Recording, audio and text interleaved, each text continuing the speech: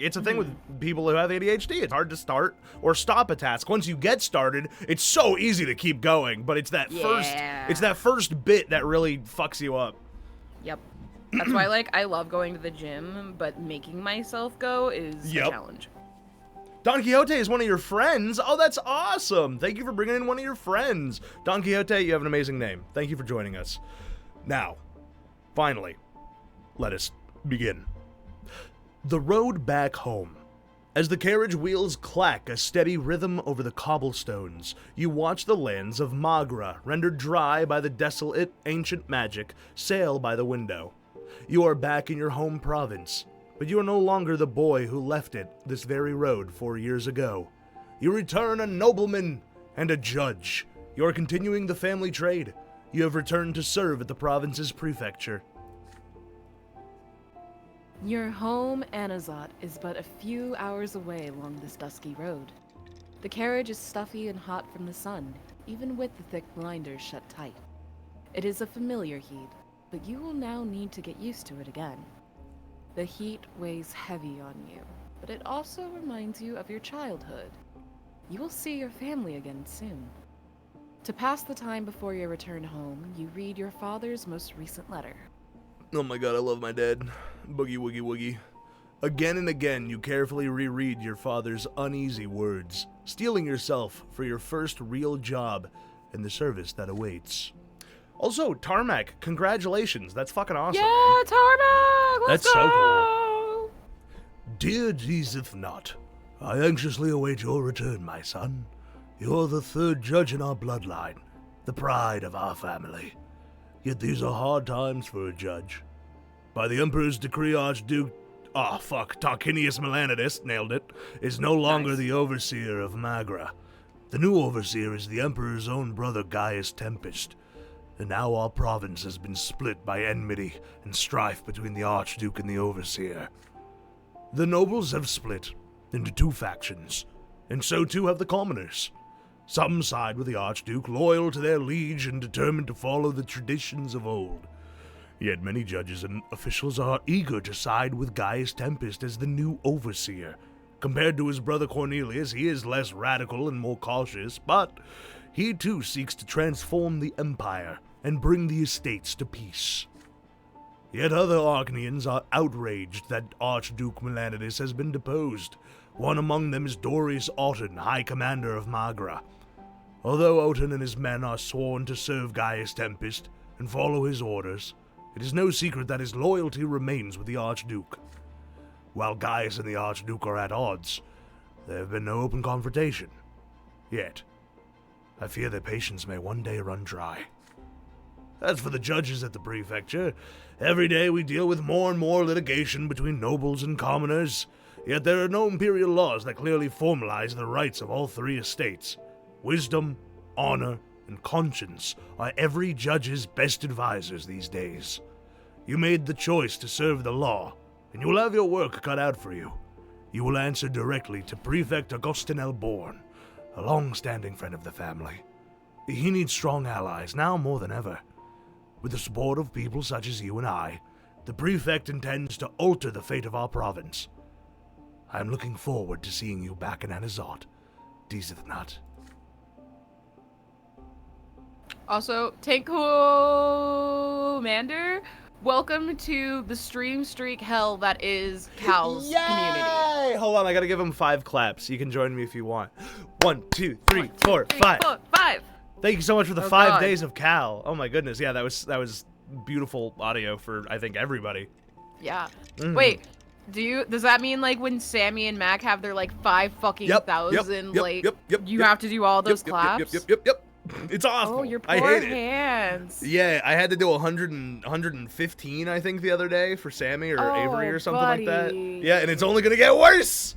Oh! It's awesome. Oh God. Shut up, Cal. I hate you. Aww. Because I think it's funny too. I just have to also do it. That's the hard part. We love you, Mac. Yeah, we love you, Mac. We hate you, Sammy. You. Fuck you. No! It's true. I hate you, Sammy. Mocha might like What? Oh my God. I'm just kidding. I Josh. Wait, no, that was my line. I didn't read it. You bitch! I got so distracted that I thought you had read it already. I was communicating with your chat. Come back. Wait, hold on. I have the perfect solution. What if you open the stream and then go back to the part just where go it was back to on the that? story. But are you like stuck? I don't think I can go back. Oh, to it. are you stuck? Okay, hang on. Clip. Hang on. Okay. I think if I reopen the game, it might open no, that no, opening no. dialogue Hang again. on. Let the clip load. Let the clip load to see. Let's see if we. Okay, yeah, we got it. Okay. You put the letter back in your pocket. The walls of Anazote have finally emerged on the horizon. A challenging job at the prefecture awaits you. But first, you are going home. There you go. Yippee! I love going home.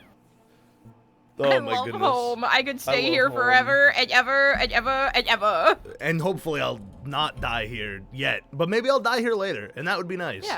Yeah.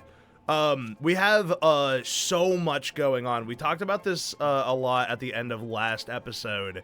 But there's a lot of drama with Oten going on in this section that we have to be wary of. There's also the ability to be favored by the Overseer or be ennobled. There's a very clear line of either your family is going to do well or your family is going to do really fucking bad. And we love our family. We need to get our family in the limelight. I love those bastards. I feel like we're gonna need to do a lot of healing with our sister. I don't think she's had a good time while we've been gone. I know. Oh, Grace. Oh, God. Branded by dishonor. Gloria. Oh, yeah, she can get adopted. We have to get that. Yes, we gotta get Gloria Brante. That. So Absolutely. we need. Okay, so it says. Wait, go back to the conditions. Gloria. Gloria Brante. The family at peace or secret plot with Gloria. Okay. Okay, I think secret plot was earlier, so I think we need to earn family at peace. Yeah, which is fine because that's what I want. Yeah, which I think. Yeah, natural. Look at this. We're almost there. We need a little more unity, and that's it. Yeah. And also, we can do this. We need to not have Stefan die, which, oh god. Right. Gotta keep him alive. Gotta keep him alive. I don't know how to raid, so I invited my friend over to the stream. Well, that's very nice. Thank you. Yeah. Yeah, absolutely. Mocha, that was your first mistake. You're not supposed to be a good streamer. You're supposed to be a good streamer. You're in Cal stream. Oh, you're not supposed to be a good streamer. You're in Cal stream? What is that supposed to mean? Is that an insult on my stream? How dare you? Whoever you're insulting, how dare you? So true. So true. All right. Well, now that we know... Hold on. Did I just see... Mother recovers. Oh, my God. Yeah, we need to help her with that, too. I mean... Come on. It's mommy. No. She's so brainwashed. She is brave. She is not afraid. She's powerful. She is our mom. Come on. She's our mom. Fine. Woogie, woogie, woogie. This is like probably the only game where I'm like, Dad, instead of Mom. Like usually I'm like, Mom. It is strange to be dad pilled in a game. It's Mocha, true. Mocha, usually. check this out. All right, I'm watching. Oh! Did you see that? Oh my God. Gwimbly? Gwimbly. What am I supposed to be looking at? On the stream, in stream avatars. When someone does Gwimbly, he will pop up, and you have three. You have three options. Either he will come up and say, "I don't do my victory dance for nothing," or he'll come up and say, "Okay, just this once, ooh ooh ooh." But there's like a 1 in 100 chance that he'll say it twice, which we haven't actually gotten yet. We've only gotten him saying it once. Yeah, it's pretty crazy. Wow. Sammy's been going to Code Heaven. He's not dead. He's just doing a really good job. I don't know what Code Nirvana. He's escaped the cycle. Fancy stream code stuff breaks my brain. No, me too. That's why dude, Sammy has been such a godsend with coding stuff, because I have no idea how... Well, I don't do my iconic victory dance for nothing.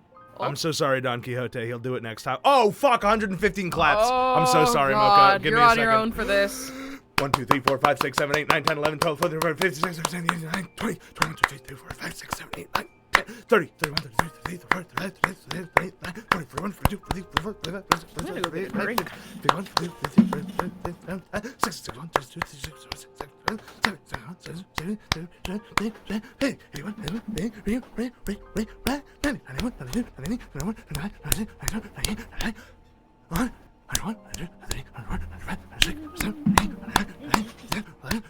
Oh my god, he's still going.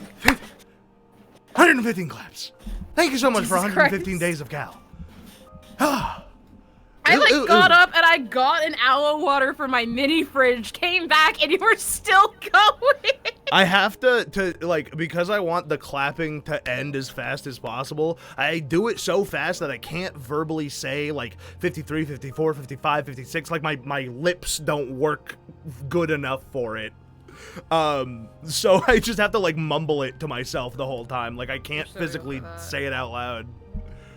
Oh god. One of the things that helps is instead of 7, say sev. Sev. Sev. You have to do there's like counting shit and everything, especially like when you're in like marching band and shit like that. Where, like, that is a genuine issue. So sev, and then instead of saying 20, just say twent, third, fort. Just take out the second syllable. 1, 2, 3, 4, 5. Oh yeah! Wow. That's yeah. Holy shit. Okay. I cool. got you. I got you. Yeah. Very, very poggers. Obscure marching band chips I never thought would come in handy. Wow! Wow! All right, let me stretch it out here. All right, homecoming. Oh my God, we're going home. The carriage stops. The familiar gate, not your family gate. That's not what it says. Your bedroom window. It is our family gate. The same one you used to climb out of at night from time to time, or hung out with Nathan. Oops. The well-tended garden with its imported soil, delightful greenery, and Mother's beloved violet irises. The porch you used to jump off of when you were little. You are home. You touch the handle of the front door and halt for a moment. It has been 4 years since you left for Eterna, but it feels like yesterday. The air inside is cool as usual. Father cannot stand a stuffy room and insists on constantly airing out the house. My man. Me too. I'm like literally sat here with my hoodie on, like freezing as my air conditioner blasts me. You hear hurried footsteps come from the direction of Father's study. Before you have time to take off your traveling cloak, you are crushed in Stefan's strong embrace. Your brother has grown taller and more broad-shouldered. When he detaches himself from you, you notice how harsh his features have become. He looks even more like grandfather now. Oh, that sucks. I'm sorry you got the racist. We're gonna fix him. It's okay. We're gonna fix him. Yeah, we got you, bro. We're gonna keep you can hopefully fix him. safe. We can fix him. We can fix him. We can fix him. Also, Sammy, congratulations on your certificate. You speak English so good, and now you can if you go to America and someone's like, "Hey, do you know English?" You can pull out your English card and be like, I'm certified actually."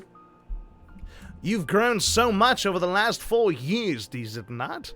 Just look at you. You left a low-born boy, but you came back Sir Brante. I'm so glad you've joined us in the noble estate. You respond by giving your brother a wrapped gift. Stefan unwraps it carefully. When he sees the sword, a boyish smile appears on his stern face. It's beautiful. What a wonderful gift, brother. Maybe I should start a collection. What do you think? There's no hurry, Stefan. And now let me have a look at the prefecture's new judge. Father approaches you, his hand extended. You shake it and wrap your arms around him. Father looks older. His back is hunched and he squints. There are deep lines around his mouth and silver threads in his dark hair and mustache. Papa! Oh! Taking a step back, Father examines you from head to toe. What a fine posture. You had excellent teachers. I'm so proud you made it, son. Oh! Mother comes out of the living room, leaning on Nathan's arm. You immediately see signs of the illness you read about in letters from home. Her back is bent, her hair is gray. A thin web of wrinkles covers her face, and her complexion has lost its color. She can barely stand unassisted. Nathan leads Mother to you, slowly Very delicately, she embraces you. You press your face into her shoulder, breathing in the nearly forgotten, dearly beloved smell. Mother holds your shoulders and studies your face for a long time. You've been away so long, son. How you've grown! Just a short while ago, I was cradling you in my arms. You look so much like your father when he was your age. Sir Deezth Nut Brante. Seriously, why is Deezth so hard to say? Probably because ZTH is not used I too think often, we may be the only people who ever use that ever. I can't think of a Deezth. single fantasy word even that uses ZTH. Like, Yeah, I feel really. like, yeah, we really fucked ourselves on that. Nathan! Whoa, oh my what the God! fuck? Oh God, he became a homeless preacher. What happened? Oh God. Wow. Oh no. Wow. No. Big no, shoes. no. Also, just by the No. way, not that it matters, but wow. Holy I am not aghast, but like I'm aghast. We saw you 4 years ago. You did not. I mean, you have stubble. Gross. He's got stubble.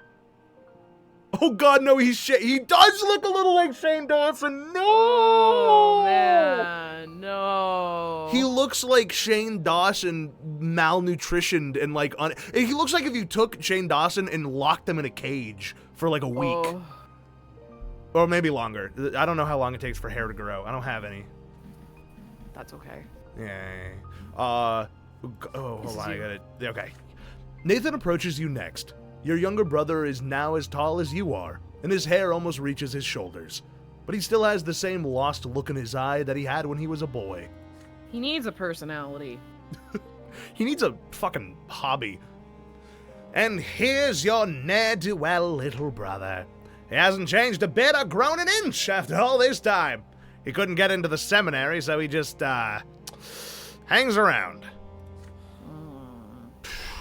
Nathan lets out a heavy sigh and awkward... Wait, no, this is you. That was gonna be me. Nathan lets out a heavy sigh and awkwardly puts his arm around you. I'd like to point out I almost made it to the half-hour mark without forgetting which one of us was supposed to be talking. I think I did pretty good this time. I'm just wait, I gotta age his voice up.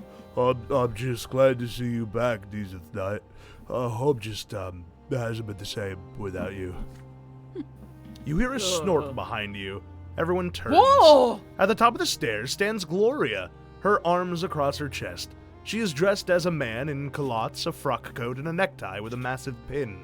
The entire family waits for her to greet you. Stefan shakes his head disapprovingly. Your sister descends as if forcing herself to do it. A few steps away from you, Gloria stops and bows. Welcome to your home, Sir Brante. Oh, that fucking cuts like a knife, doesn't it?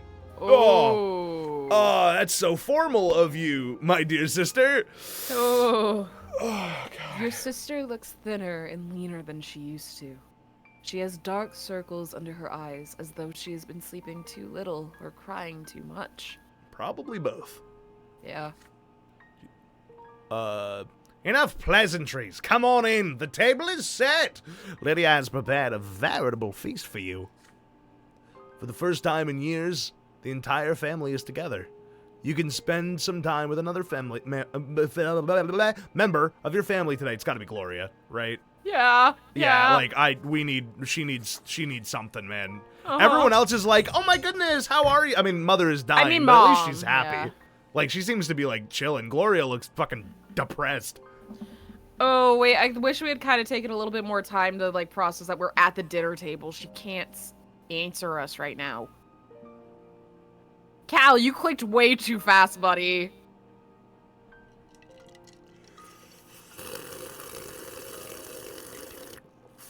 Cal. I thought we were on the same page. You didn't even finish reading the page. I don't need to. My intuition is maximum. I will be slower next time. I apologize. I got a little excited about playing video game. Go back. I can't. I might be able to load it. I could quit without saving and then come back and then go forward. And then just click through shit. Yeah. Yeah. Hold on. Let me see if I can do that. Right the wrong. I'll right the wrong. if I can. If it'll let me. If I'm allowed. Aw. Activate. We go all the way back through our youth. Nope. Ah! Listen, we love our sister even at the table, all right? If this family is going to get together, then we need them to be able to have a conversation with her at the table, all right? Fuck Stefan. Whatever. If this one choice fucks up everything, I will never forgive you. It won't. I feel like it will. It won't. I promise. Go on. At the table, you try to ask Gloria about her life, but your sister dodges your questions. I live, I suffer, I help around the house. I know my place. Just like a low-born girl is supposed to. See, we're learning that she's being even more radicalized. Uh-huh. Then keep... Oh, come on, dude. Then keep silent, Gloria. Your brother doesn't care about the affairs of commoners anymore. Instead, why don't you tell us if you've made any useful acquaintances, Deezth Nut? Our family would benefit from some good connections right now. Our family would have benefited from you asking about our mother, but you know. Yeah, really. You have to relate the 4 years you spent in Eterna. Only later that night, when the family is getting ready for bed, do you manage to have a conversation with your sister by the smoldering fireplace. See, we still get to talk to her. This could be good. Oh my god. You assure Gloria that your notable title will not come between you. She's still your sister. Gloria casts a wary glance at you. So, your sword and title haven't changed you after all? Giving in to her feelings at last, Gloria buries her face in your shoulder. Okay, fine. We're good. I win all the time! Never punished! Never punished. You caress your never sister's punished. disheveled locks. This is how I make my way through my life. I charge forward and hope that I don't have consequences. And it works like 80% of the time. It's that 20% that really gets you. I really hope you'll always be my brother, Deezth Nut. Oh. Mother, Nathan, and I, we all seem to be unwanted in this house. Sir Robert spends all his time at work, so Stefan has been running the household. We need to Oh, she doesn't even call him Dad. We need to have a little conversation with Stefan, I think. Uh-huh. It's taken a heavy toll on Mother. I can see her losing her will to live. Oh, God. You know, at her age, she might pass away forever and not be reborn. She had to endure a lot before she met Sir Robert, and her illness is consuming her. All Stefan cares about is getting the family ennobled by the sword. He'd sacrifice anyone for it. I'm worried the first thing he's going to do is drive me out of the house, so I won't taint the Brante family name with my origins. I'm just an obstacle to him. A hindrance. That's not true. You're my sister and I love you. I'm gonna go beat him up in a brotherly way, as Sam has suggested. I'm gonna go make that kid eat dirt. Go eat dirt. Go eat dirt. You know, Deezth Nut, I'm not sure how much longer I can tolerate this injustice. Times are changing. If I'm lowborn, that doesn't mean I'm going to serve the nobles until my true death. All over the Empire, commoners are fighting for their rights. Squeak. Oh, interesting. We lost relationship with Stefan, yeah. Gloria suddenly cuts herself short. For a long time, you sit in silence, listening to the crackling fireplace. The Brante family is about to face some challenging times. Challenging times of us beating the shit out of our brother. Listen, just a quick 20-minute beat up my brother adventure. Can we see real quick what our relations are with all of our family members, just so we can keep it in mind? Absolutely. Because I don't want anybody to go too low. Relations, here we go. Oh my god, what happened to Tomas? He got old. Oh god, he actually, if anything, is handsomer. He actually looks like a human being now instead of an egg. Look like an egg. I got a good whiff of egg whenever I looked at him, you know? He gave me a lot of egg. Anyway, holy shit, we are best friends forever! Yeah, no, these are family. Who the fuck is Carlo fucka-grabbing? I think that's just you if you had hair. Yeah, that actually is, it kind of looks like Mehmet. Oh, it does! That's me, Matt. It's me out here. Yeah. Captain Lynette. Okay, these are people we're gonna meet. Anyway, fucking Robert we're doing great with. He loves us. Lydia we're doing quite good with. Actually, we're doing good with everybody. Oh, we're doing great. Okay, so it looks like I'd say we want to get up a little bit more with Lydia and Stefan, maybe. Yeah. Thank Losing God that one with him was Gregor's unfortunate. dead. Yeah, fuck that guy. We gotta replace it. Yeah, suck my balls. -3. Yeah, he's a yucky. Amelia, we never even got to meet her. Unfortunate. I know. Oh, that's us. Oh! Oh, I forgot we died once. Look at that. Yeah, we got trampled. Really we got bad. trampled. And, like, for some reason, she was really indifferent about it. I was like, okay, thanks, bitch. She was quite okay with it, actually. She was like, oh, you died for me? Okay. Sucks Anyways. to suck. Glad I didn't die, idiot. Yeah, literally. Your service as a judge begins today. You get dressed early in the morning, donning a brand new jacket with a cravat and hat. It's an immaculate look, if you dare say so yourself. You head to the prefecture with Father. I love cravat. Just the word cravat. Delicious. It's an immaculate look. The prefecture moved recently. It now occupies a massive new building of white sandstone in the very center of Anazat. A stone statue looms over it, the sword of the younger twin, the divine law that directs worldly judgment. All legal disputes in the province are to be resolved here. You and your father walk up the marble stairs past the commoners, merchants, and lesser nobles, all petitioners and litigants, huddled by the pillars. Well now, my son, here you shall begin your service to the Empire, in the midst of the great struggle I told you about. If you don't mind my little advice, you will serve under Sir Elborn. Follow my example and stay close to your superior. He is a human of great worth and practically your relative. You walk past the courtroom and up the second floor, where judges work in their offices and receive petitioners. The corridors are many and narrow, filled with the smell of old papers and the sounds of muffled, mumbling voices, and secretaries and gendarmes running to and fro. How proud are you that I remembered how to say gendarmes? No, that was great.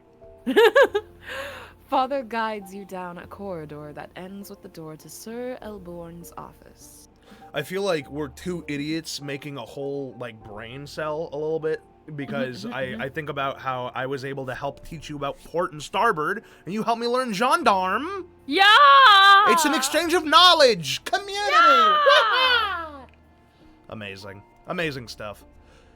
Deezth Nut, it is time for you to stand before the prefect. Remember the friendship between our families. That's a good knock. Is this me? I think it is, but do you want me to take it since I have a feeling you're about to do a lot of acting? Yeah, you know what? Go ahead. Okay. You knock and enter.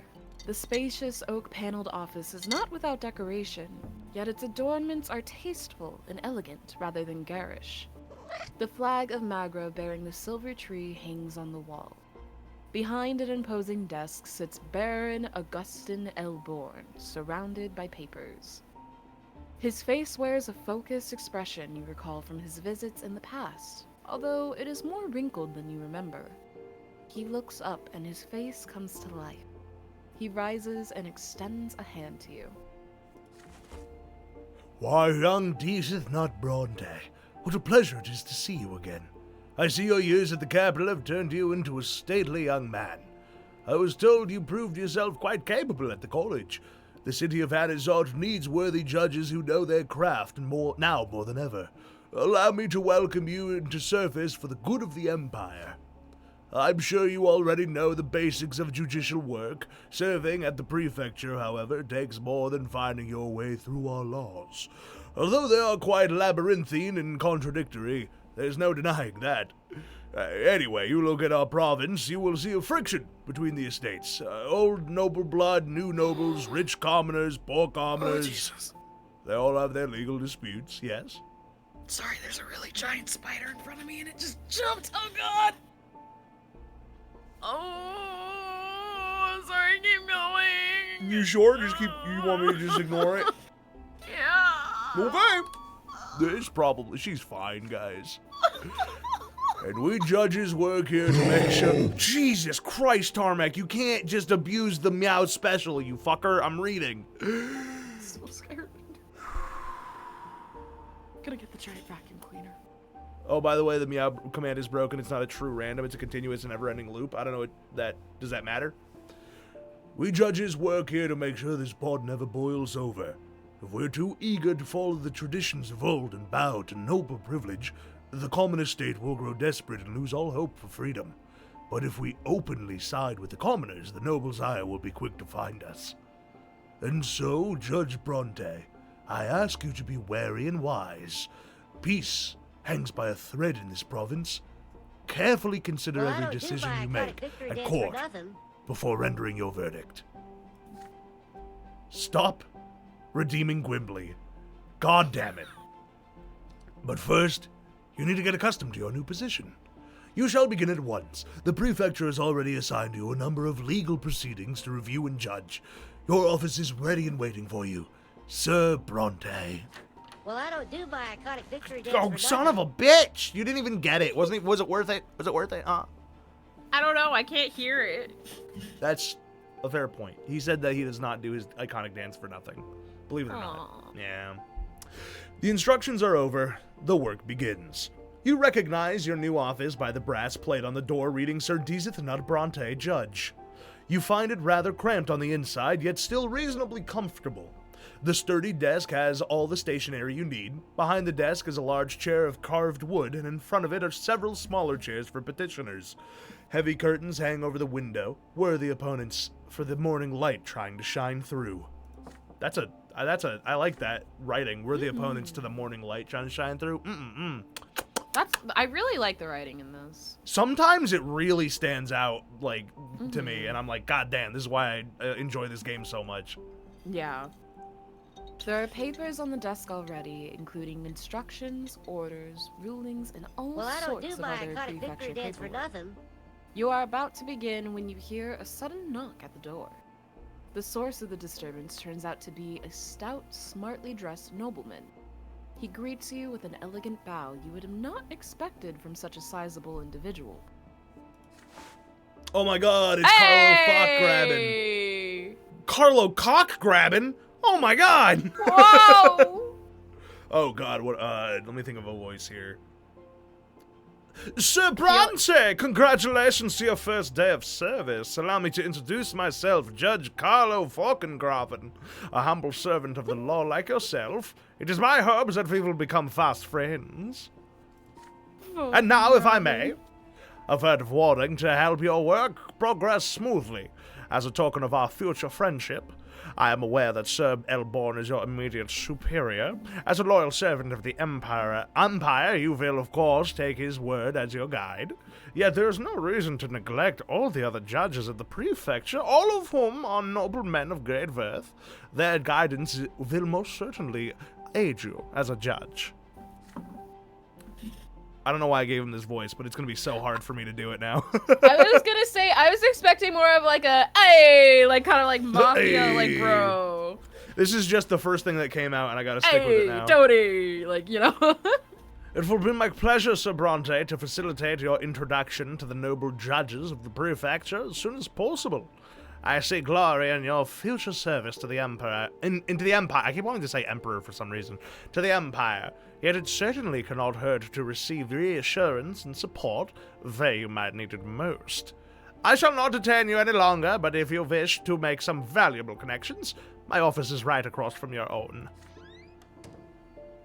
Another elegant bow from oh wait, this is you actually. Oh, another elegant bow from Judge fucking grabbing, and the door. I know it's not fucking grabbing, but I feel like it kind of is fucking grabbing, isn't it? So that's I am Lord. Dude, he sounds like a fucking a character from Rocky Horror Picture Show. I am Lord fucking grabbing. Oh god, the door closes.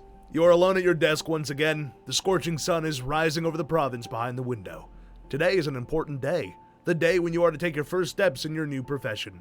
What will you focus on today? So we have you carefully prepare for your judicial duties, which I'm leaning towards just seeing these 3 options. You take Carlo Falkengraben up on his offer and make several useful acquaintances among the judges of the prefecture, or you go to your father and get an inside look at prefecture affairs and see where he stands himself.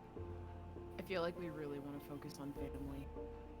Yeah, you think so? You think we just go have some more daddy time?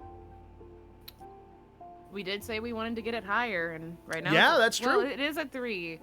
And I don't know. we do I feel like there is by... not a bad choice here. I feel like we get something good out of everything. You're right. And you know what? We love our daddy. Maybe we'll get some good wisdom from our dear sweet papa. Because I have a sneaking suspicion that by the end of this game, we will no longer have a sweet dear papa to ask favors. So we gotta get him while we can. Fucking grabbing. I barely know it. For a while, you busy yourself with paperwork and upcoming cases. Okay, so we still, like, look at it. Yeah, we're still doing our stuff. That's good. Until you remember that Father's office is right next to yours. He used to help you master the intricacies of Imperial law at school. Perhaps you could benefit from his experience and guidance now. You shift the case folders aside and walk out of your office. Your father is in his office, standing at the window in a deeply pensive look. Oh my god, he's doing the, like, staring out the window, hands clasped behind his back. Yeah. Oh god. The subject of his thought is in his hand, a letter bearing the Archduke's seal. He turns around and pats you on the shoulder and asks you about your meeting with Sir Elborn. A few moments later, you ask him to give you some advice and fill you in on the situation at the prefecture. My son, you best be wary for now. Sir Elborn will be watching you closely, but this is certainly understandable. The prefect's views have only made his position rather tenuous. Only a handful of judges at the prefecture have sided with him fully, and I am one of them. Yet even I would not dare draw the ire of those above us and risk our family's welfare. When a noble and commoner clash in the courtroom these days, the court almost always sides with the noble, no matter the circumstances. Even if the commoner is wealthy, the courts are not on his side. The judges rely upon the rule of the law, if, and only if, both parties hail from the common estate.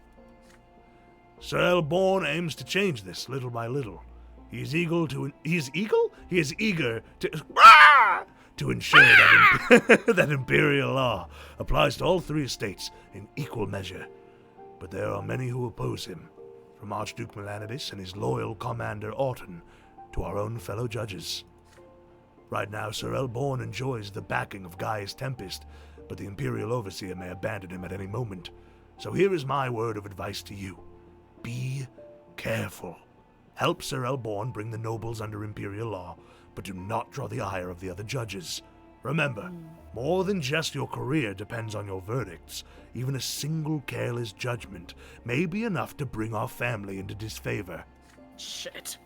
Yeah, that's a lot. No pressure, Daddy. Thank you. It was wise of you to ask for my advice before rendering verdicts on your own. I'm sure you will be able to tackle any issue you may encounter. After all, we have prepared you for this ever since you were a child. Your discussion continues. Father shares his own experience of carefully siding with the common estate whenever possible, while properly respecting the privileges of the nobility. Even a partial victory in such a legal dispute comes as a great surprise to any commoner. Soon, the vermilion rays of the setting sun fill Father's office. Your workday has come to an end. Yippee!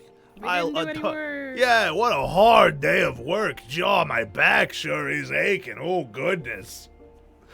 As you walk through the corridors with Father, you see the other judges watching you closely. There's a knowing look about them. Sir Falkengraben, your new acquaintance, is one of those judges. Uh-oh. Ah, Sir Brante Sr., Sir Brante Jr., good evening to you. It is a joy to see a son following in his father's footsteps, both in and out of the courtroom, I assume. I still believe you would go well to take me up on my offer. A grown man needn't cling to his father's coattails, although the decision is yours, of course. Okay. Ooh, up justice, down. Yeah, the judges judge us now. Fuck. Fuck him. Falkengraben follows this with a courteous farewell and a nod. Father nods to him reservedly, keeping his emotions perfectly in check. Your first day at the prefecture has ended. A carriage is waiting outside to take you both back home. Yeah, okay. I would assume that if we went with them, then our numbers would just be flipped. Like, our career would go up and our justice would go down. Yeah, and I do prefer justice. Because it looks like they were both at 4. So I think we were going to swing in any one direction. So now we just have to be careful about our relationship with the judges, which it's good to know that. Which to be fair, like, our dad, like, said, he's like, dude, what's happening to the commoners is fucked up, but you have to work slowly. He was basically like, I agree this is fucked up, but if you just, like, go blasting out the gate with, like, justice for the people, you're gonna get us in a lot of trouble. It's true. It's true. The hardest part of government is doing it correctly. Yeah. Because I would be a terrible judge, because I would or at least in this world, because I very much would be blasting out the gate going, justice! Viva la revolution! Yeah, I would definitely be like, listen, you're an asshole, so you deserve the asshole punishment. I'm sorry. Don't be an asshole next time. I don't care if you're a noble. Don't be an asshole. Yep. Oh my goodness. We began service at the prefecture in 1138. Wow. Did you know that? I do that now. Damn, that's crazy.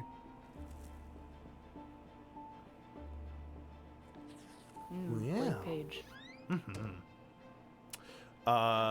Is this me? I think this is me. A reception at the Brante residence. You come home after short stroll through this. You come home after a short stroll through the city. As soon as God, I'm reading terribly today. As soon as you set foot in the house, you are greeted by Stefan, who invites you to have a talk in Father's office. When you enter the room, Father has a heap of letters in front of him and is signing them one after another. I feel like if you base your opinion on a guy called fucking Grabbin', your opinion doesn't mean a lot. You got a good point there, Sammy. I'm not gonna lie. Fucking Grabbin' is certainly a judge. I'll say that. Son, Stefan and I must discuss an important matter with you. While you were in the capital, our family formally petitioned the Overseer to grant us the nobility of the sword. We have 3 generations of noble blood already. We have the right to make our nobility hereditary. Your grandfather took the first steps of the nobility of the sword as soon as Stefan was born, and now we are on the brink of becoming the El Brantes. If Overseer Gaius Tempest and the nobles of the province deem us worthy, we will receive a hereditary title.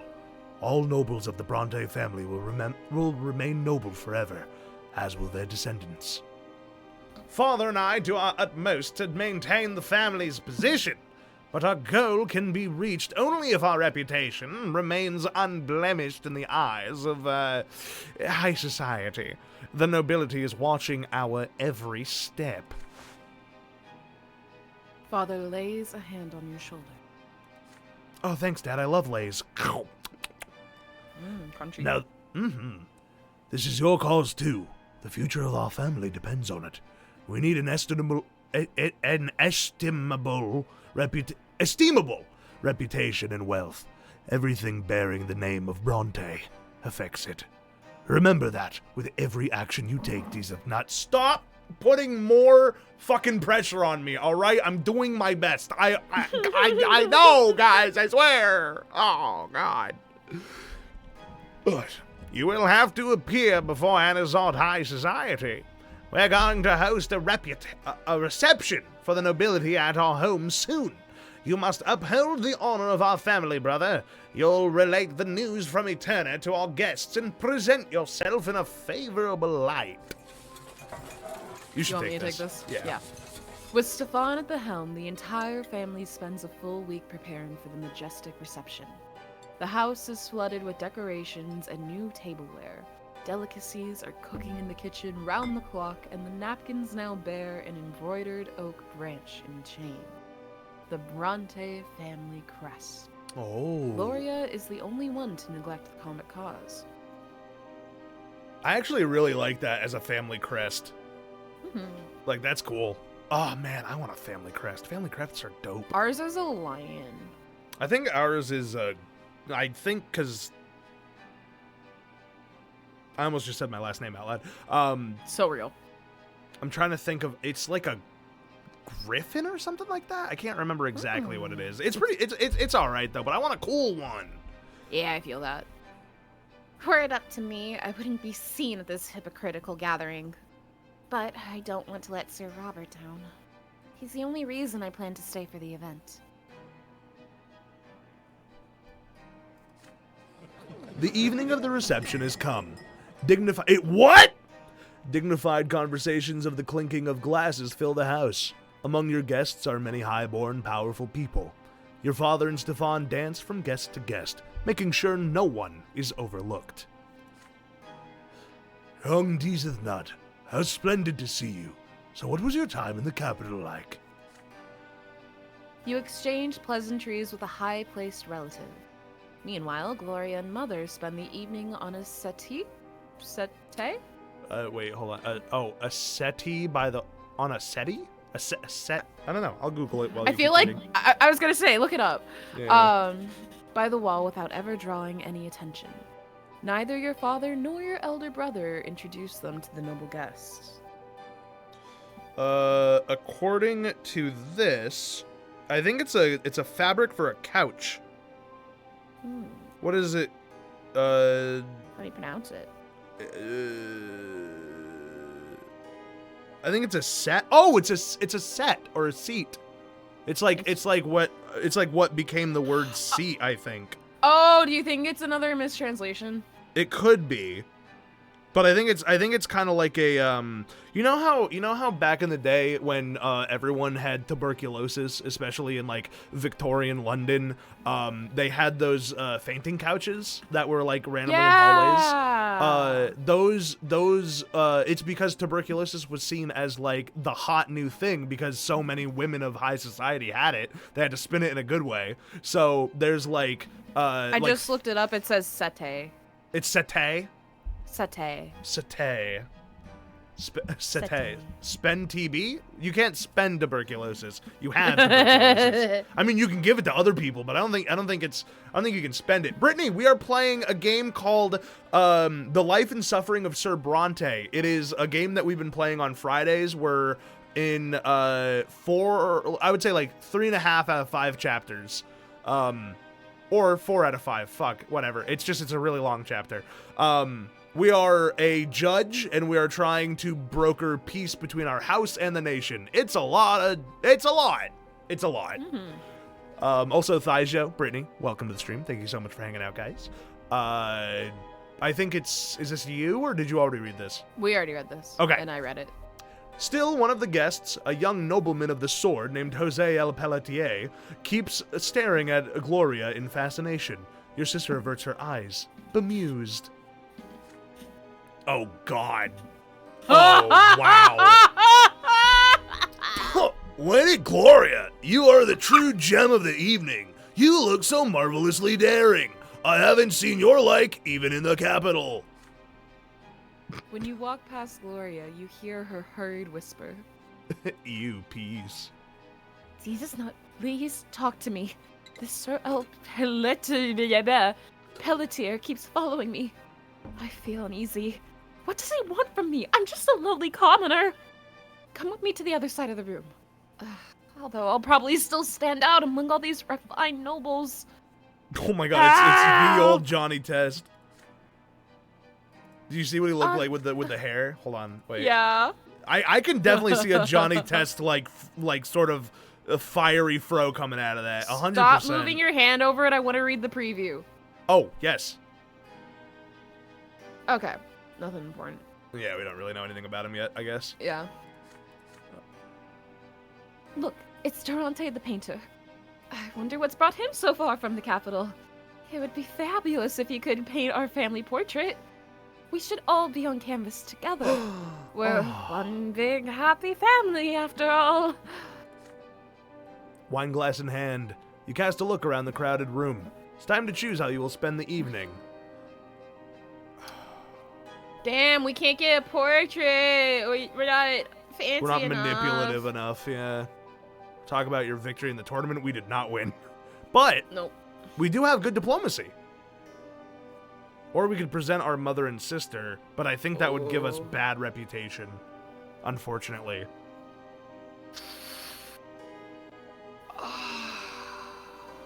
And right now, it's already not looking good. If we lose one more point, we will dip below favor. Alright, share the news. You sure? No. I think this would be the nice thing to do for our family, but I think we've got to be careful about how we balance it. I'd say And share they already news. love us. Like, they already love us. I would have They loved to know. purchase a portrait, but that's not happening. I know! That part makes me kind of bummed, actually. I think that would be really cool.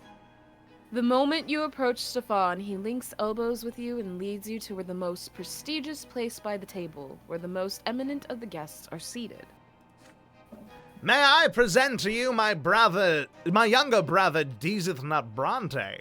He's just returned from the capital. Deezth Nut, why don't you entertain our guests with the latest news from Eterna? You make a courtly introduction and describe recent noteworthy events in the capital, the celebration of the heir's coming of age, the attempt by Gaius Tempest to enshrine in law the rights of nobles of the mantle, Patriarch Luke's sermon. The nobles inquire about the customs and sentiments of the capital. Is it true that the wealthy commoners of Eterna do not acknowledge the authority of the noble? Or that the adherents of the new faith openly denounce the lots? You describe the state of affairs in the capital in a delicate manner as to not antagonize your guests. Yes, there are plenty of liberties taken in Eterna, but you can attest to the fact that the Empire still rules with a firm hand and maintains order. More and more listeners gather around you. They plunge into a heated discussion. Will this wave of change reach our province? What awaits our homeland under the rule of the new overseer Gaius Tempest? The guests agree that the nobles of the province have had some tough times ahead of them, but worthy families like the Brontes give them hope. You know, this game kind of... Oh, that's actually good. Oh, we wanted that. Yeah, we did want that. Something I really love about this game is that... Have you ever played, like, Oblivion before, or Skyrim, or any of the Elder Scrolls? I played a little bit of Skyrim, but I think I need to do that one on stream because, like, otherwise You I zone should. out too hard. Dude, I would so watch you play Skyrim. You should absolutely do it. But I tried to get through playing a playthrough of it, but I did it on survival. Don't do that. Just play it normal. I don't know why the fuck. It doesn't matter. It's bad. But this game reminds me a lot of the vibes I got from Oblivion in terms of, like, world building, a sort of disconnect between the nobility and the commoners, but still, like, having this sense of, like, I need the Empire to keep me safe because the world is, like, too wild. Like, I'd rather be safe under a restrictive rule than unsafe in, like, a lawless state. You know what I mean? And I feel like this game captures a really cool middle ground where it shines a lot more than it would in a game like Oblivion, which is more about the, you know, the combat systems and stuff like that. Like, it's just really nice to have a story game that's just story and really get to explore those topics that you don't really get to explore in, like, a fantasy game. Hell yeah. Yeah, if that makes sense. It's kind of... It does. Okay. Yay! Woo! We needed that too! We did. We were tarnished. Now we're modest. Yay, we're modest. Yeah, I think our reputation would have gone down before Yeah. if we had done, Also, I don't think I read this. Excellent, brother. You have shown yourself and our family in favorable light. Moreover, you managed not to distress our guests with alarming news. The night was a success. Woo! Oh, wow. Oh! Okay, this wow, was that actually... was tasty. This was so worth it. Wow. Yeah, wow. The Bronte home has been uneasy for several months now. Oh, jeez. With father traveling all over the province for his judicial duties, the animosity between Stefan and Gloria has grown into a full-blown feud. Yeah. Yeah. Yeah. Your elder brother tries to use his position as heir to keep his sister in check and make her behave in accordance with her state. Gloria repudiates... Yeah. Wait, hold on. Where Oh my where God, in the so many sentence? I big don't see it. words. Bottom of the second paragraph. Bottom of the second. Oh! Repudiates. Repudiates? Yep, repudiate. Okay. Repudiates his authority. their fight rocks the house on a daily basis. Can I just say that, like, streaming and, like, doing, like, not even just Brante, but, like, overall streaming is making me realize how few, like, big words I've used in my life, and, like, I have to keep tripping over them and looking them up and, like, figuring it out. I'm like, oh. I mean, it's a failure of the English education system in America, but, like, I think that learning new words is a lifelong thing. Like, your relationship with your language is constantly evolving and growing, you know? Like, because change is constantly evolving and growing. It's pronounced existential. Existential. Existential. Oh my god, I can't I've heard that too many times. That's all I'll say. That's all I'll say. Existentially. Dude, I will never not know it's pronounced existential. It's See, like, I'm still I'm struggling to remember. I'm What do still you struggling mean? to remember. How? I don't know. Existential. You did your existential homework. You should know it now. Oh, I'm trying. Oh, gosh. It's okay, Mocha. I also don't know big words, and I have a C2 certificate. Yeah, he's certified in English. Thank you. Eventually, after returning from his latest trip, Father gathers Stefan, Gloria, Nathan, and you in his office. His somber look portends a difficult conversation. Stefan gazes at his father defiantly. Gloria is poised to lash out and run away. Nathan quietly keeps to the side. Children, for a long time now, our family has been striving to become nobles of the sword. Every noble member of the Brante family will gain a hereditary title. This is your grandfather's dying wish. Gloria... Oh, sorry. Is it you? Gloria sighs loudly. What does that sound like? Yeah, that was a pretty... I would say that's quite a Gloria-toned sigh. Yeah. Then why am I here, Sir Robert?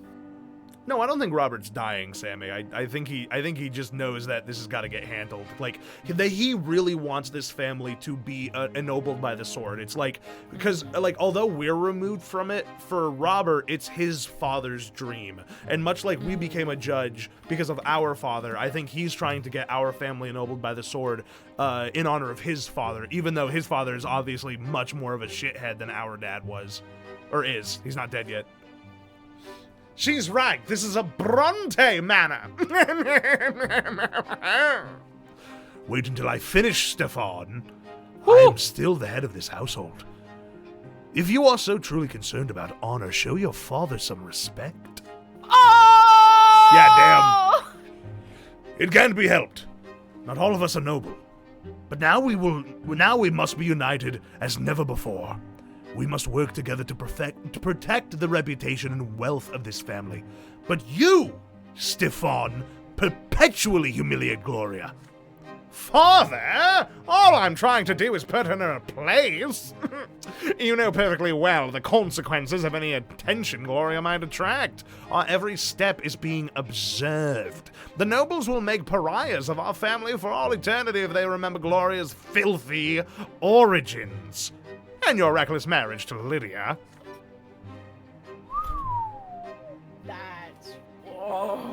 Shit. I don't think you should say that, Stefan. I don't know, man. I like to imagine he had his little book of choices and he just clicked on the very wrong one. Mm-hmm. He clicked too fast, you could say. Yep. I really like to imagine Deezth Nut Brante, like, in the side, like, pulling at his collar, sweating, like, I'm gonna have to fix this somehow, huh? Oh, jeez. man. He cooked the medieval style. Father turns red in the face, but with considerable effort, he remains composed. That is so. Our grandfather did everything in his power to remedy your mistakes. Please, Father, don't repeat them. Gloria speaks up. Oh, Fuck. yeah, that's right. That's you. Sorry.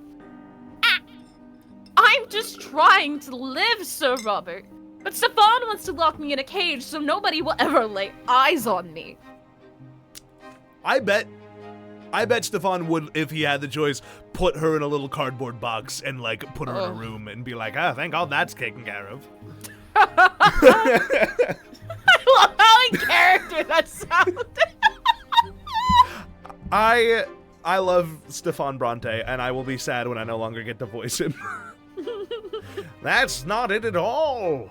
You're lowborn, but you don't live by your lot. You do whatever takes your fancy. You're constantly grumbling about the order of things. Did you know, Father, that she defies all prohibitions by continuing to write poetry? As far as you're concerned, anyone who contradicts you is an insurgent. When will you grasp the idea that you may not argue with a nobleman? I am the heir of this family, and my word is your law. Purple with rage. Father slams his fist on the table. It is rare to see him so furious. That's because we don't piss him off the way these two do. We love our daddy. Yeah, I would never do anything to we make are him mad. daddy's boy. Daddy's boy! Daddy's boy! So papa! Both your elder brother and sister instantly fall silent. Frightened, Nathan shrinks into a corner. Seriously, get that I keep kid a forgetting he's... backbone. Yeah, I keep forgetting he's here. It's pathetic. Hold your tongues! Both of you. Let Deezth Nut speak. He has witnessed your quarrels. Sorry. Send Gloria to Valona? Okay, we'll look at those in a second. Let Deezth Nut speak. He has witnessed your quarrels. He should know but best to which which of you is in the right. Fuck. Jesus. Definitely defending Gloria, but like, what the hell is... Yeah. Just send her away? Why? What the fuck does Nathan have to do with this? What is... Can you hover over Appeal to Nathan real quick? I just want to read it. No! What? Oh, we need to No. be... It's if we were more into theology, but we so stupid. haven't gone the religious route. I think it's to be like, oh, I don't want to make the choice, but Nathan is super into God, and I love God, so Nathan should make the choice. Yeah, I feel like defend Gloria. I would say that, except on Send to Gloria, it says, persuade Gloria to go on a trip somewhere far away from Stefan to help them bury the hatchet. And the fact that it has that at the end, like, it's not this might help them. It says this will help them bury the hatchet. And I don't know if that's Bronte's confidence that will help them in universe, or if it is saying, like, in-game, it will help them bury the hatchet. But also, maybe just defend Gloria. Stefan should give Gloria some respect. She's a member. This is a tough one. This really is, because, like, I think this is a really fucking important, like, choice. Yeah. Do you want to turn on the thing that shows us, like, the stuff? It's against my nature, I feel like sometimes we need to know. but I do want to know. So wealth will go down a little bit, but eloquence and manipulation will go up. Okay.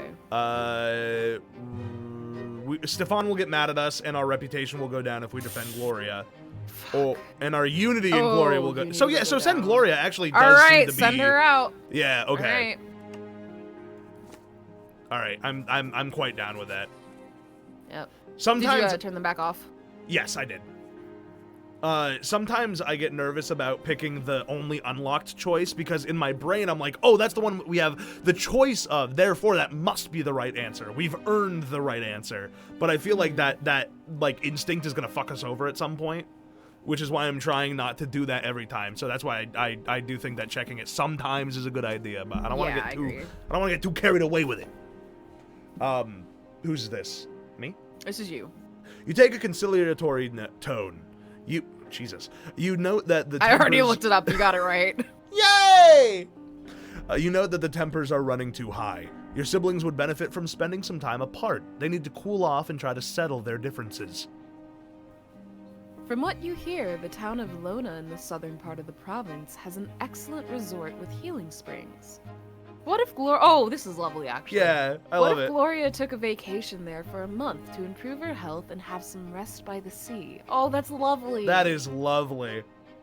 Gloria shakes her head hesitantly. Gloria, go on vacation. Are you trying to get rid of me, Deezth Nut? So I won't be in your way? Huh, what am I supposed to do at some twins forsaken spa? Relax! Girl, I would be like, hell yeah, spa! You're supposed to chill out, dude. You patiently explain to Gloria that she'll be able to enjoy some reading, find inspiration in contemplating the waves, and ponder on her future. And then, when she comes back, she and Stefan will calmly discuss their issues. Finally, Gloria gives in. A trip to Valona will be costly. I'd like to know who will pay for it. Speaking first and foremost to your father, you argue that peace in the family is worth any expense. The two of you should indeed spend some time away from each other. Let it be as you suggested, Deezth Nut. Gloria, start packing. Stefan, please send a note to Valona and hire a carriage for your sister. This is like actually kind of great. She I know, deserves a break. This is great. She is living a very unfun life. She deserves to get away from that for a bit, and I think it will help temper things. I think so too. Gloria reluctantly heads off to the coast. This trip forces the family to spend a hefty sum, but without the constant bickering of your brother and sister, the tension at home dissolves quickly. With no need to keep an eye on Gloria, Stefan devotes himself to Anazot's social life. Gloria returns surprised. Oh, we don't even have to wait. That's awesome. Yeah. Gloria returns surprisingly serene. After a month in Valona, her temper has mellowed for a time. She is engrossed in her own affairs and does not draw her brother's ire. I don't like the wording of that, but I know what you mean. Do you think the reason why everybody is an asshole is because none of us can afford vacations? Yeah. I mean, I think that's the only vacation we've heard of in our family's entire life. Oh, I was talking about it in the real world. That too. Also, I agree. Yes. I mean, Yeah. I would say that like the American work system really does fuck over people. I mean, like any amount of like forced labor is going to fuck with people, but like the fact that it's also like ingrained in our culture that like if you don't do it you're a piece of shit like really leads to, I think, a lot of families like focusing so much on that. It happened in my family for sure, where like work became like the only thing that my parents cared about, and like the kids just kind of existed. So Yeah. I can definitely see how, like, in a family like this where the parents are away a lot and the mother is sick and it's just the two kids with very different social statuses, like, of course they're gonna get into fights. Of course they're gonna, like, start to hate each other. They have nothing else going on. Is this me? I think so. Okay. It is the morning of a very sultry day, and you are back to the office. You are beginning to get used to the duties of your new profession. Father visits you on the job now and then to see your progress and provide advice, but by now he is confident you can handle the work on your own. Today is your first case, assigned by the prefect himself. From the comfort of your chair, you go through the facts and circumstances of the case. The matter seems simple at first. Seeking some desperately needed financial gain, a noble from the less-than-wealthy El Avila family rented out a sizable portion of his estate to a well-off commoner by the name of Basil Jung. All the rent payments are in order, and there is plenty of time left before the lease is set to expire. But the commoner built a large dye works on the estate, and then El Avila suddenly filed a case with the prefecture to evict him. The rental agreement specifically states that the commoner Jung has the right to construct any building on the land. The noble landowner, however, thinks he has the final say on any construction since the land belongs to him. Basil Jung, on the other hand, has refused to vacate the rented land since the term of the agreement has not expired. Both parties are to appear at the prefecture to hear your decision. The litigant, Sir El Avila, enters first. He is an aging noble who dresses far too colorfully for his years. He walks into your office with confidence and sits in front of you. He's a bit, you know. You can't see, I don't know if you can see what I'm doing with my hand, but Yeah, I see it. I see there it. you go. The next man to enter is Basil Jung, a heavy-set man with a thick beard, clothed in an old jacket and clutching a hat. He stands by your desk and bows to you. Sir El Avila does not hesitate to speak first. Oh, God. He's definitely. Your Honor, I demand you drive the commoner Jung from my land. His dye work is a noisy, nasty, ugly building, and I refuse to have it on my property. My family already has to endure their warehouses and the filthy workers right by our own estate, but this is simply beyond the pale. Either the court says the dye works must be demolished, or I, Gustav L. Avila, will do it myself.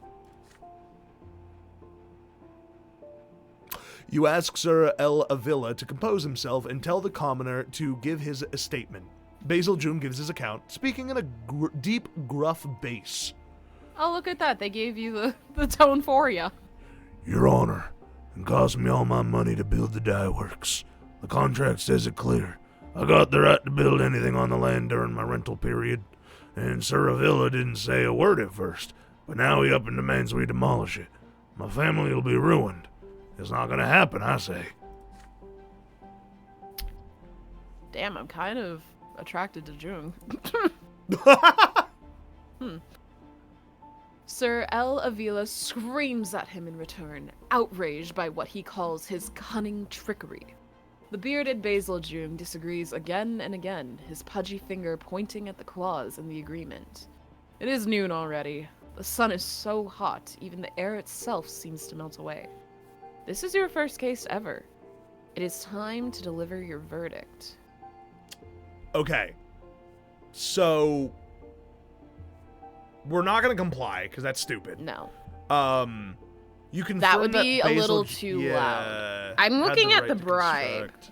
I'm also looking at the bribe. I think we Oh got wait, we get bribed? Wait, you speak with the commoner in private and imply that some generosity might change your opinion about the case? Oh, no. I don't know. I don't like that. You propose a law that would grant noble landowners the right to terminate their rental agreements in court at any time. No. No. Ooh. These are all a little terrible. Protecting Jung's right is the right thing to do, but it's going to screw us over in terms of... Here's the thing. As fucked up and evil as it is, I would rather take some of Jung's money and boost our own, like, stuff if we're going to, like, vouch for him either way, because vouching against him feels fucked up and evil. So I'm like, okay, if we're gonna take a hit in our status anyways, then I'd rather us get the money back that we just spent on Gloria. Counter argument. I don't think we should become the kind of judge that takes bribes. I think that it could be really bad for our reputation in the long run. I think if we complied with Ella Villa's demands, that would be a lesser problem than having to terminate the rental agreement, because doing this would be like a hugely terrible thing for commoners. Like this would really that would be fuck up terrible. We're in commoners. agreement that terminate is not an option. Yeah, we can't do it. I Complying- personally, I don't want to comply. I find Okay. complying with Avila to be more corrupt than asking for the bribe.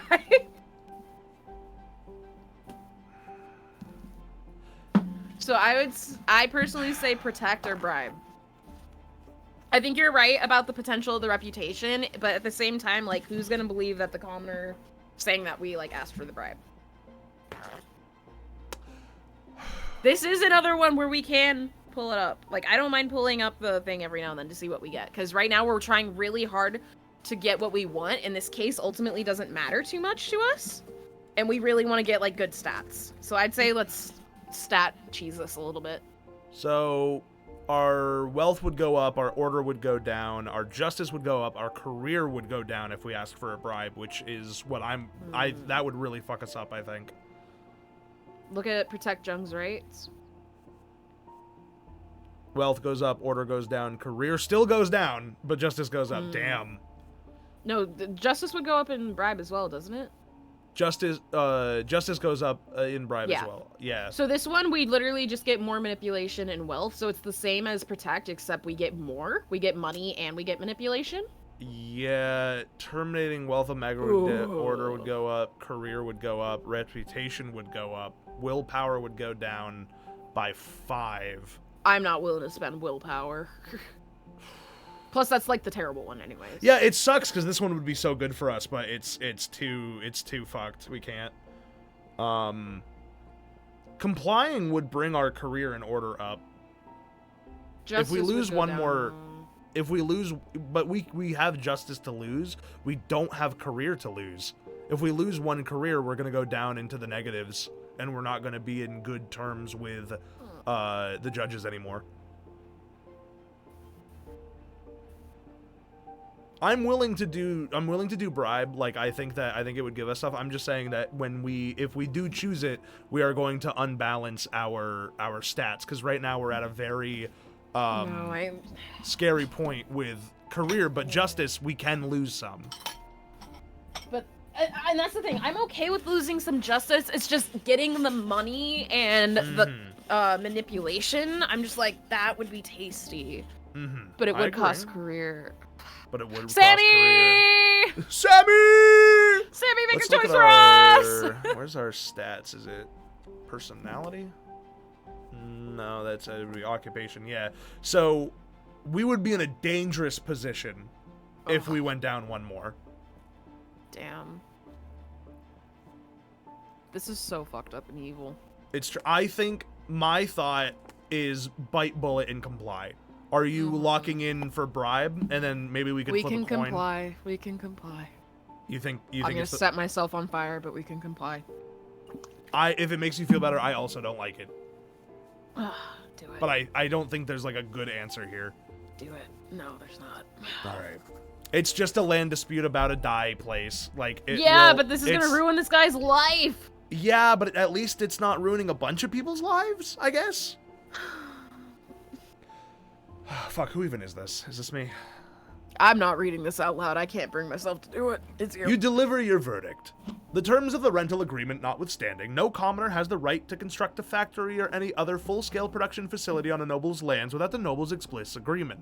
You remind Jung that the land belongs to and will always belong to the Elavila family. As a noble of the sword, this right trumps any agreement. The commoner Jung has 1 week to dismantle the dye works and vacate the land, effective immediately. What are you saying, Your Honor? I put all I had into this. My family will starve. I'm not leaving until I have my justice. You have no choice but to call for the gendarmes. Demand that Jung calm down and accept the verdict with humility, as a commoner should. Rule over land is an eternal noble right, not a commoner's right, you tell him. But Basil Jung is stubborn.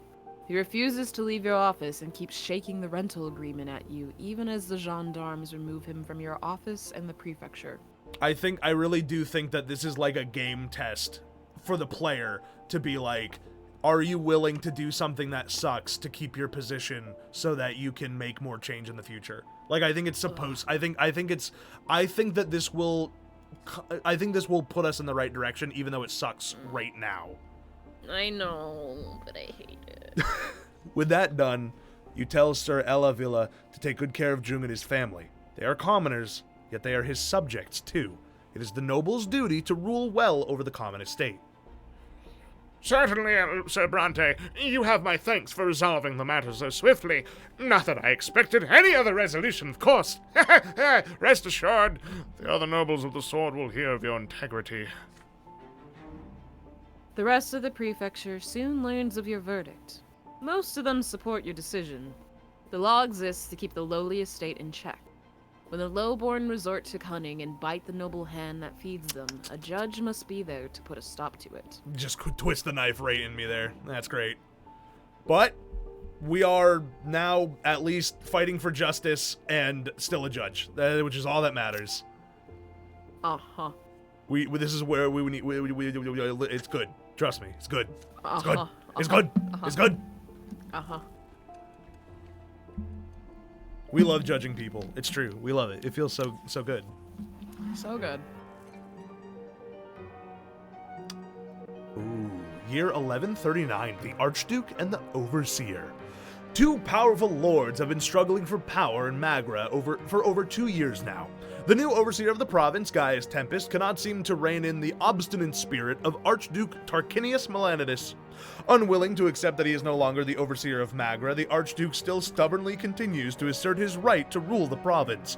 Most of the Magran gentry, who swore allegiance to him generations ago, remain loyal to him even now. Gaius Tempest has publicly demanded that the Archduke recognize Gaius Tempest. Oh, God. Oh, that's good. Oh, fuck, what did he sound like? I am the voice. Like I am the voice and the will of Emperor Uther II in the province of Magra. All lands, deeds, and titles notwithstanding, Archduke Melanides must obey his sovereign's will and heed his decree. I hereby extend to the Archduke an offer of peace. Should the Archduke cease his insubordination, his lands, deeds, and titles shall remain his own. The Archduke's response to the Overseer was openly defiant. Oh, God. Oh, he looks evil. He looks like Snape. Since the days of yore, the land of Magra has belonged to the Melanides dynasty. We are part of the Empire, and we are the loyal Emperor's loyal servants.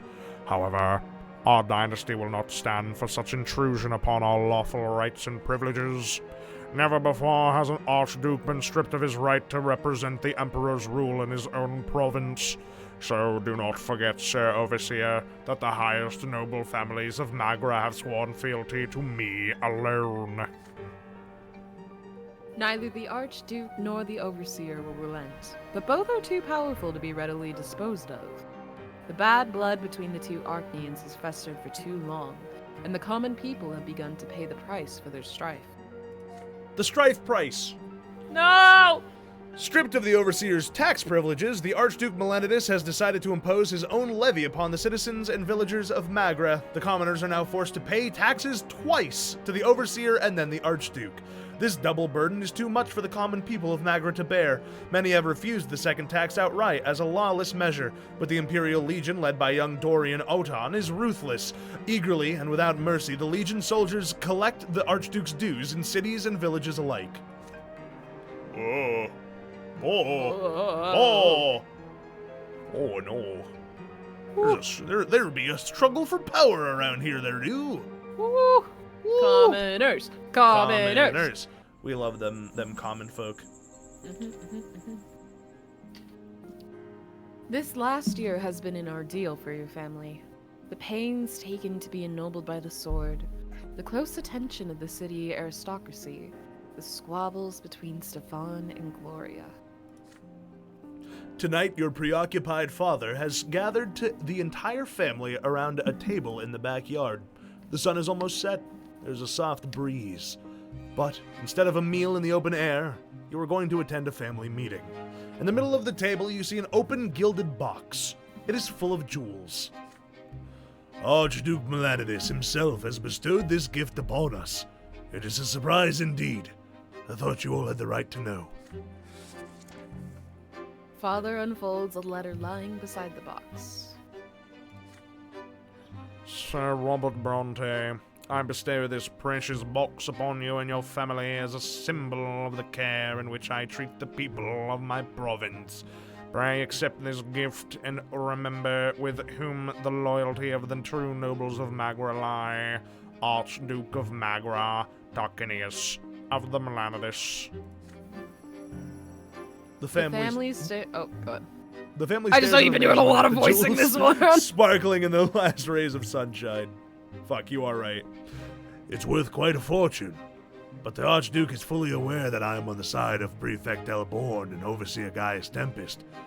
Could he really expect our loyalty to be bought so brazenly? On the other hand, the Archduke is not demanding anything of us, and our family has borne a lot of expenses recently.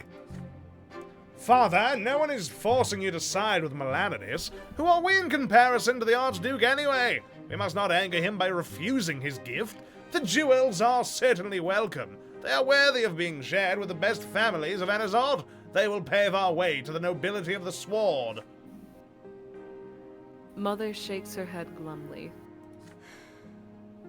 Oh, Robert, I have a feeling this gift bodes ill. It may be an impertinence on my part, but I do not want our family to be indebted to the Archduke. Certainly not. Accepting gifts from a Landis? Ha! He's infamous for oppressing the commoners and robbing villages blind with his taxes. This isn't your decision, Gloria. It is a matter of a family's honor and reputation. Please don't start bickering again. Let Deezth Nut say what he thinks we should do with this gift. Shut the fuck up, Nathan. Aww. You are the center of attention now. Your vote will be the deciding factor. Crazy, it's almost like we're the protagonist or something. So we can give the jewels to prominent nobles as gifts. We can decline the gift if we have a good relationship with Robert, which is interesting. I think that would piss off the Archduke. Or we can sell the jewels from the Archduke in order to sell them, oh no, we can accept to sell them, I say. I think we should give them out. I think that'd be good for our reputation. I'm down. I'm down to just give them out. Alright. Yeah. Poggers. Poggers and froggers. God, did you hear that little when he popped up? Yeah. Oh, what a bitch. You agree with Stefan. A gift from the Archduke is not to be refused. It would be better to use it as a more important goal, obtaining the nobility of the sword. You and Stefan will determine then how and whom the gifts will be given. I'm inclined towards the same solution. Let it be so. I'll send a note to the Archduke expressing our humblest gratitude, but I'll point out that I don't mean to change sides. I still serve my prefect and my overseer. Be careful, Father. The Milan of this house is not to be trifled with. But the Archduke will have nothing to reproach you with. Deezth Nut and I will put the jewels to good work. You and Stefan spend the next couple of weeks arranging meetings and attending receptions and feasts. Yippee! You discover that you are on par with your brother in your understanding of the nobility of Anazalt, including their relations and their quirks. The generous gifts and the refined manners your brother and you display before the aristocrats allow your family to rise in their esteem. Woohoo! There's but one disadvantage. You do not have a single coin tucked away in the family treasury.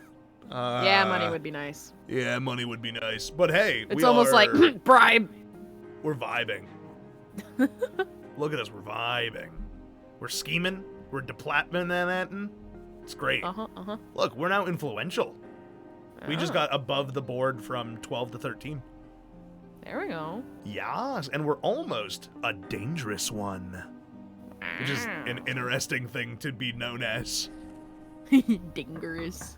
Dangerous. This is me. Is this? I don't know. Go ahead. My I've done a lot of character reads. It's true. You have just completed your first year of service at the prefecture. Several days after your second year begins, there is a knock at the door. You look up from your paperwork and tell the visitor to come in.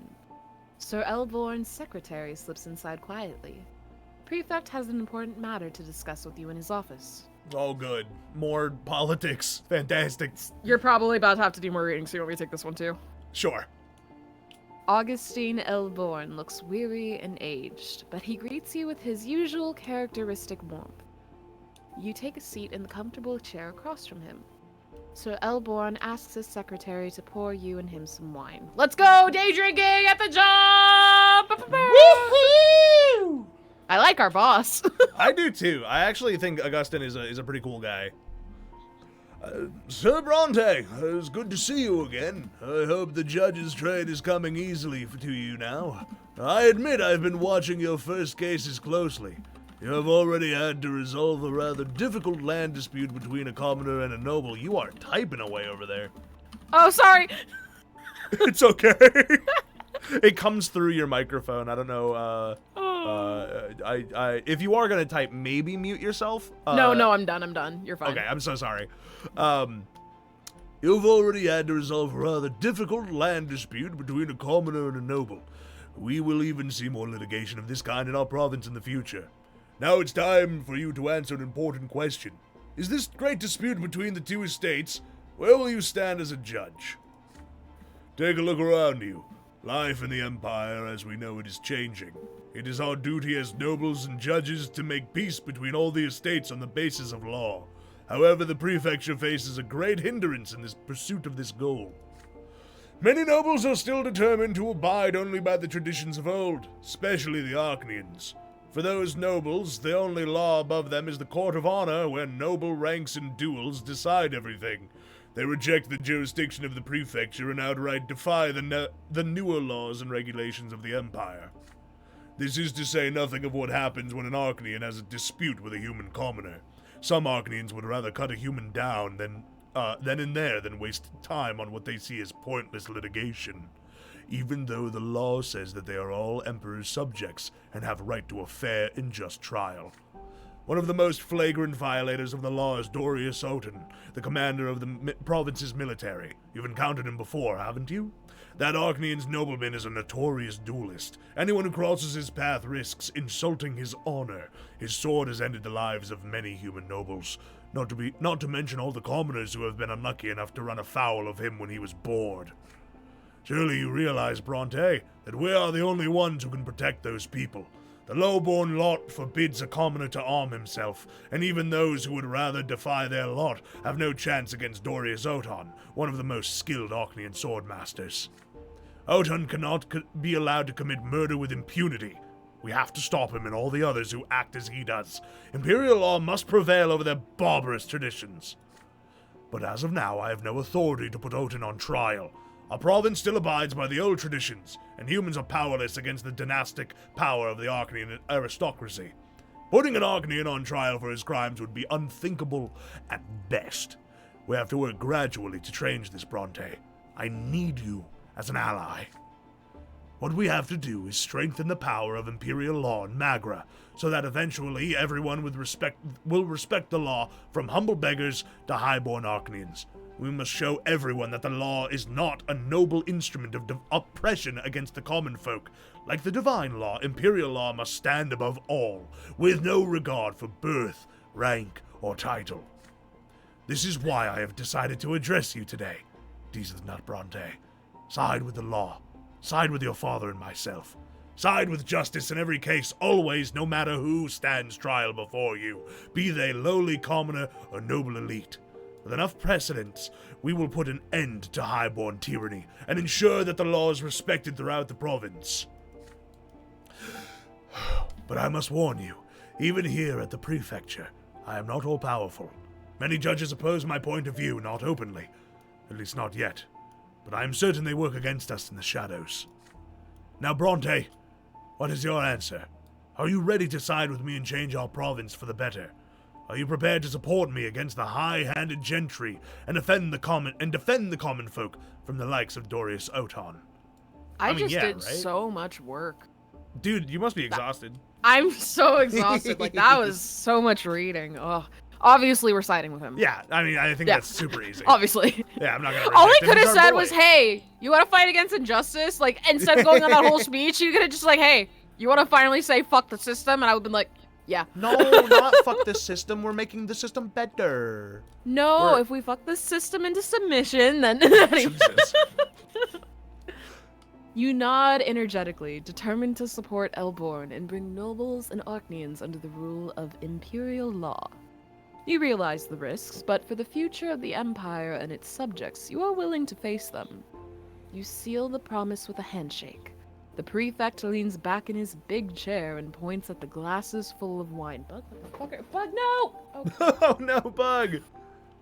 I have a box on my bed for things that I'm getting rid of. Hi, baby. And she just jumped into the box. And it's like a really tall one, so now she's stuck. That's very cute.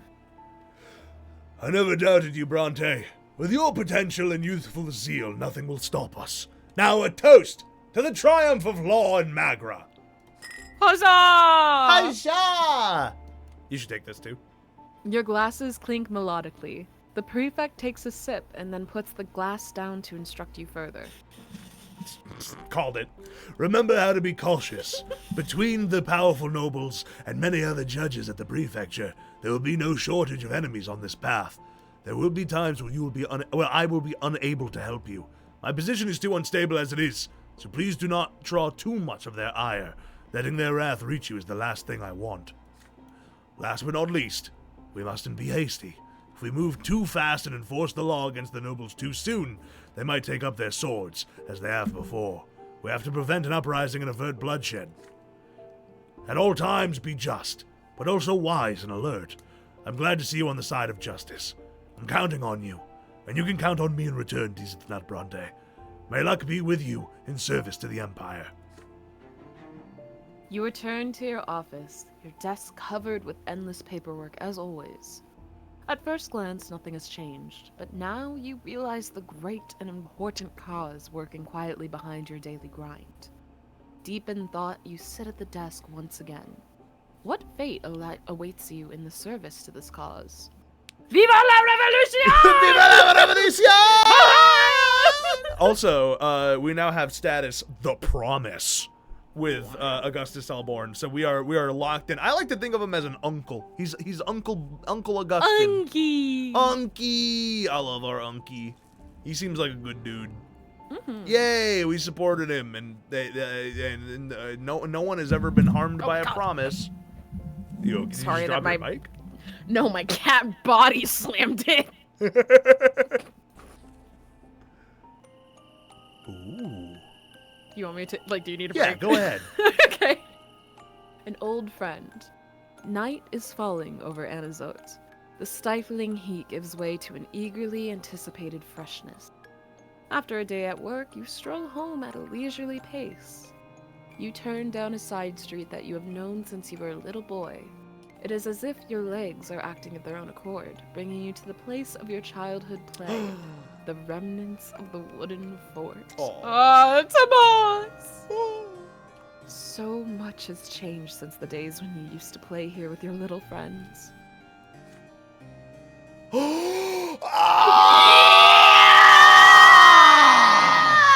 Oh, such joy. Engrossed. Oh, no, go ahead. You should take it. You're gonna have to do so much more reading, homie. I'm saving you. Engrossed in your memories, at first you fail to notice that you are not alone here. A tall figure in the uniform of a Legion officer approaches you. You see unruly brown hair and a twinkle in his eye. It is Tomas! Yeah, the twinkle is the zing, because we love each other. They're married. I like, in my head, I imagine them, like, Augustus Alborn walking, it's a quiet night, he's, like, looking at the fort, and then, like, across the alleyway, turning the corner with light back-ending him, is Tomas, and they stare at each other for a moment from across the distance, wordlessly, as they realize both of them has come to their childhood place of play at the same time. It's so romantic! Oh, kiss, damn it, kiss! Now that's a surprise, Bronte. Fancy running into you the moment I'm back in town. Your childhood friend puts his arms around you. Our battalion got transferred here recently. We're under the command of the Magra Legion now. I'm keeping up the peace and maintaining order in our very own province. Well, why don't we catch up? Let me buy you dinner. Oh my god, Red Lobster! Red Lobster! We'll have a little chat. Remember the old days. Tomas cuts himself short. You suddenly notice how much older he looks. His face has become sharper and rougher, and his eyes are filled with exhaustion rather than their usual mischievous sparkle. Oh, Didn't we just say he had a sparkle like 2 minutes ago? That was our zing. Now we're seeing the dead people in his eyes. Because this man is definitely, I mean, you could, look at him. This man is killed. Yeah. Yeah. I should warn you though, Deezth Nut. I ain't the best company nowadays. I've, managed to get myself some pretty powerful enemies already. I'm a friend who could taint your good name, so if you'd rather not be seen with me, well, you know, I do understand. That's our ride or die I mean, we're husband! having dinner. We're having dinner. Like, we're having dinner. Yeah, we can't even fucking say no. Yeah. No, we can't no. say no. That is our husband, damn it! Of course I'm having dinner with Tomas. Yeah. You give Tomas your hand, and you shake hands firmly. That is what one does when you give them their hand. Hands. So I'm you really haven't mad that the forgot- rings aren't on there right now. Yeah, where's my fucking... I better be wearing Where's it our on my wedding neck or rings? We something. have rings! Mm-hmm. You haven't forgotten your old friend Brante. Your old friend Brante. That's the way it ought to be. Well, come on then. You go to a tavern reminiscing about your childhood antics on these very streets along the way. You choose a table in the far corner of the tavern. Tomas orders a bottle of good wine and some food. You talk about your latest case, about your first years back in Anazot. You share family news, your quest to become nobles of the sword, the quarrels between your elder brother and sister, your mother's health. Tomas nods with concern. Sounds like you've had some tough times. Your family's always been different. Mine, on the other hand, is the same as it ever was. My pa is always in his workshop, my ma's always doing chores, but look at me. I came home a service-class nobleman, although it doesn't bring me much joy anymore. You should check our DMs. Ah! the wedding wing. Oh, Hey, the goodness. wedding wing! They're married. Yo, They're Maui! married. Tomas is suddenly grim. You ask your old friend to share his troubles with you. He quickly glances around the room and lowers his voice. Well, I'm a captain at the Magrin Legion now. There was our commander, His Excellency Dorius Houghton. That's right. I serve under the very same Archnian whose toes I stepped on back in Eterna. And you better believe he remembers me. I'm afraid things are gonna end real bad. But hey, I'll figure it out somehow. Don't trouble yourself with it. Apart from that, well, it's the usual service. We impose order in uppity towns and villages, protect the province, that sort of thing. And if we run drills all day long... Oh, and we run drills all day long, obviously. So, if only you knew how sick of them I was of those barracks. Deezth Nut, I thought about starting a family. My mom keeps telling me to find a nice girl to marry. She says it's time I got hitched. Don't you dare. Oh. It is completely dark and... God damn it. It is completely dark and you are still talking. Finally, Tomas remembers that his parents are waiting for him. You get up from the table, leaving some dirty dishes and quite a few empty bottles behind. On your way out, you catch a glimpse of nondescript figure following you to the door.